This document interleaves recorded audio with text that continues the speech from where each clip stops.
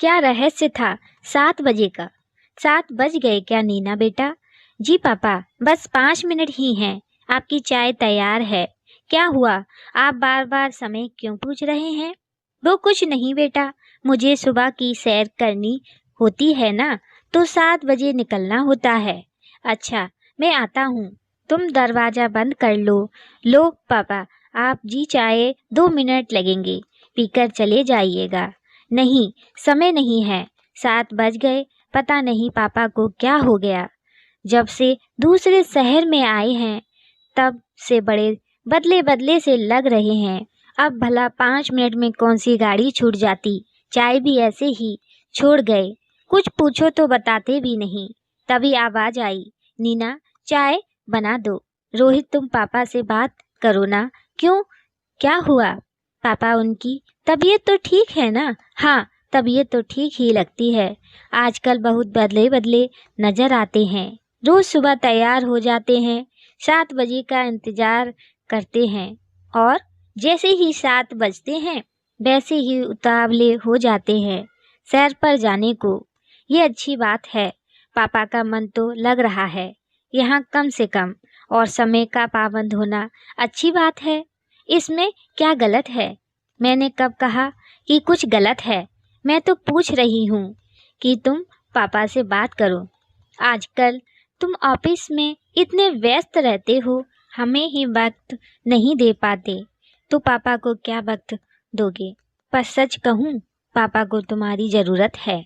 Mummy के जाने के बाद जैसे उनकी दुनिया ही थम गई थी, उदासी को अपना जीवन बना लिया था उन्होंने। होठों की हंसी को आंसुओं में परिवर्तित होते देखा मैंने। तुम तो अपने काम में इतना व्यस्त रहती कि उनसे 2 पल बैठकर बातें भी नहीं कर पाते।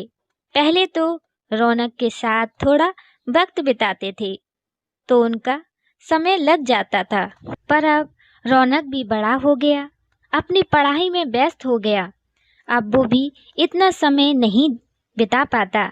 मैं जानता हूँ नीना, माँ के जाने के बाद उन पर जैसे एक पहाड़ ही टूट पड़ा। आदत ही नहीं थी उन्हें माँ के बिना जिंदगी में कुछ भी करने की। सुबह से शाम तक बस कैसे दोनों अपनी जिंदगी का आनंद लेते थे, पता ही नहीं चलता था।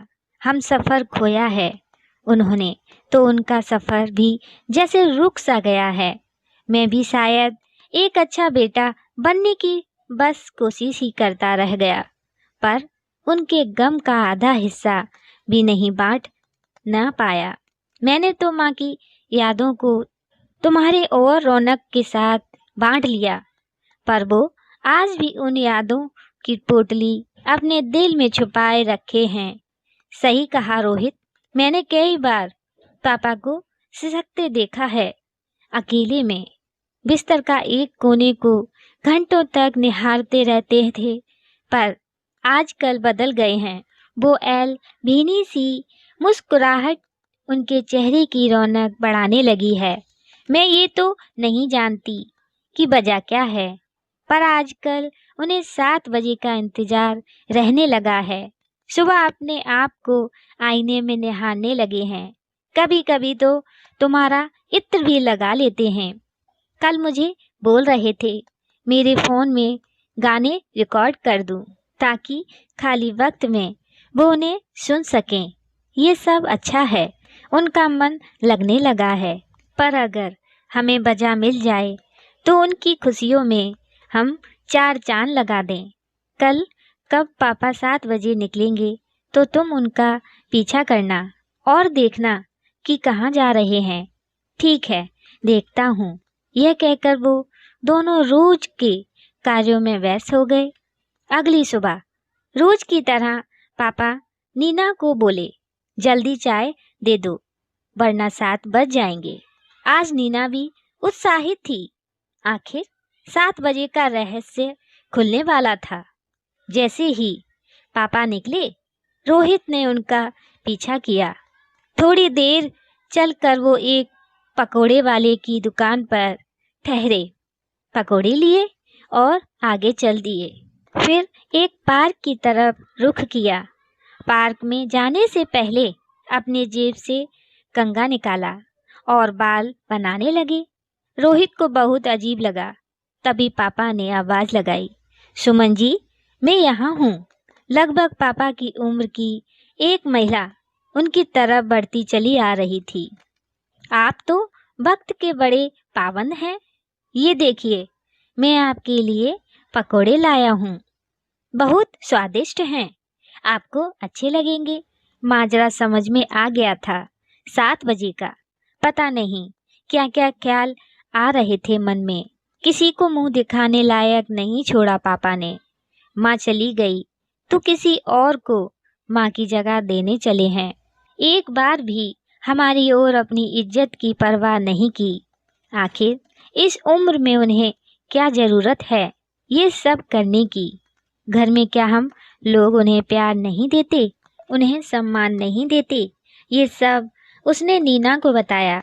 बहुत अच्छी सोच है तुम्हारी अपने पापा के लिए। क्या गलत कर रहे हैं वो? अगर किसी के साथ वक्त बिताने से उनकी तकलीफें कम होती हैं तो वो गलत है? इतने वक्त से आंखों में बस आंसू बहा रहे थे, वो सही था। परंतु आज किसी की वजह से उनके चेहरे पर थोड़ी मुस्कुराहट आ गई तो गलत बात हो गई। थोड़ी खुशी वो खुद अपने आप तलाश करने लगे तो तुम्हें अपनी इज्जत नजर आ गई। अब तुम्हारे दिल को महसूस नहीं हुआ जब वो रातों को सिसक सिसक कर रोते रहते थे? एक रात भी तुम सोए अपने पिता के साथ उन्हें हौसला देने को? एक बार भी तुमने पूछा कि पापा ऐसा मैं क्या करूं कि आपके जीवन में खुशियां आ जाएं? पूछा एक बार भी कि इस उदासी को मैं कैसे आपसे दूर कर दूं? पर आज उन्हें थोड़ी सी खुशी मिली तो दिल में दर्द उठ गया। एक तरफा है मोहब्बत तुम्हारी जो तुम्हारे नियम पर चलती है। मुझे माफ कर दो नीना, जो बहू बनकर तुम उनके दर्द को समझ पाई, वो उनकी औलाद बनकर भी मैं महसूस नहीं कर पाया। कितनी साल निकल दिए उन्होंने तन्हाई में और मैं उनके सुकून को ढूंढ ना सका। लानत है ऐसे बेटे पर। इतने में पापा जी आ गए। उन्हें खबर नहीं थी कि रोहित उनके पीछे गया था। वो अपनी धुन में मस्त थे। मुस्कुराहट उनकी जीवन का राज बयां कर रही थी। कुछ ना कुछ कहकर भी शब्द जुबां पे आ रहे थे। क्या बात है, आज बहुत खुश लग रहे हो पापा? कुछ नहीं बेटा, बस अब जीने की इच्छा करती है। मन करता है जिंदगी जितनी मोहलत देगी अब खुश होकर जीऊंगा। हाँ, क्यों नहीं पापा, खुशी पर सबका अधिकार है। जहाँ से मिले बस बटोर लो और कोशिश करो कि खुशी आपको कभी छोड़कर जा सके। उसे इस तरह सहेज लो। समझ नहीं आ रहा था कि बात खुशी की हो रही है या किसी और की। बस सब पहेलियां बुझा रहे थे। अगले रविवार को पापा का जन्मदिन है। मैंने कुछ सोचा है रोहित। दिन निकलते गए और जब रविवार आया तो वही पापा के जन्मदिन पर फिर तैयार हो गए। पर आज तो पापा के चेहरे की रौनक बता रही थी कि ये जन्मदिन केवल उनके लिए खास नहीं है बल्कि किसी और के लिए भी है। नीना, मेरी चाय। अभी 7 बजने में वक्त है पापा, और आज तो आपका जन्मदिन है। आज तो घर पर रहिए, कम से कम आज का दिन तो हमारे साथ बिताओ। हाँ, क्यों नहीं, बस मैं सैर करके आता हूँ, फिर हम सब साथ में जन्मदिन मनाएंगे। और आज तो रविवार है, रोहित भी और रौनक भी घर पर रहेगा। अच्छा, बातों बातों में मुझे लेट हो रहा है। 7 बज गए हैं, जा रहा हूँ। जैसे ही दरवाजा खोला, जो सामने था उसे देखकर पापा के होश उड़ गए। आप यहाँ? कौन है पापा? आपके कोई दोस्त हैं क्या? नहीं नहीं, वो कोई नहीं, मैं आता हूँ अभी। और नीना मन ही मन मुस्कुरा रही थी। आज जो खुशी पापा के चेहरे पर सबको नजर आने वाली थी। पापा ने कभी सपने में भी नहीं सोचा होगा। देखा तो दरवाजे पर सुमन जी थी। आज तो 7 घर पर ही बज गए थे, वो भी साथ साथ, और पीछे से पूरी पलटन थी। सबकी मिलीजुली खिचड़ी आज पकने वाली थी। दरवाजे पर रोहित, रौनक और सुमन जी के बच्चे भी थे, जिन्हें देखकर पापा समझ नहीं पा रहे थे कि खुश होना चाहिए या सबकी नज़रों में शर्मिंदगी।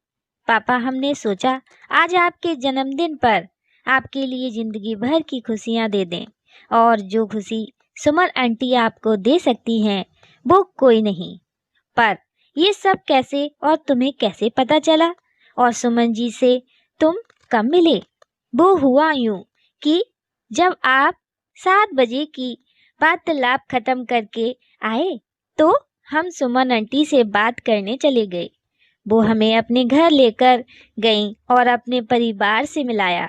वहीं हमने आपको आपके जन्मदिन पर ये जिंदगी की खुशी देने का विचार बनाया। मैं बहुत गलत था पापा, पता नहीं क्या क्या सोच रहा था आपके लिए, पर ये कभी सोच नहीं पाया कि एक हम सफ़र की जगह दुनिया का कोई रिश्ता नहीं ले सकता। वो एक हम सफ़र ही होता है जो हम सफ़र की जगह ले सकता है।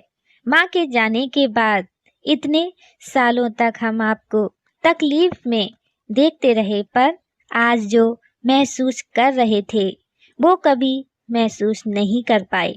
मैंने तो नीना और रौनक से अपना दर्द बांट लिया, पर आप कितने सालों तक ये दर्द छुपा के रखे ये कोई समझ नहीं सका। पर आपकी बहू ने आज वो कर दिखाया जो आपका बेटा कर नहीं पाया। बस आंखों में नीर अपनी जगह बना रहे थे। मैं कैसे अपने बच्चों का शुक्रिया करूं? अरे वो बाद में करना, आज बहुत काम है। मंदिर जाकर शादी की तैयारियों में लगना है और कल कोर्ट जाना है। आपकी शादी पर हमेशा के लिए खुशियों की स्टैंप लगाने। तो इस तरह एक बेटे ने अपने पिता की जिंदगी को फिर से खुशहाल बना दिया। दोस्तों, कहानी कैसी लगी कमेंट में बताइएगा। लाइक सब्सक्राइब शेयर भी कीजिएगा। हमारी अगली कहानी के लिए जय श्री राधे।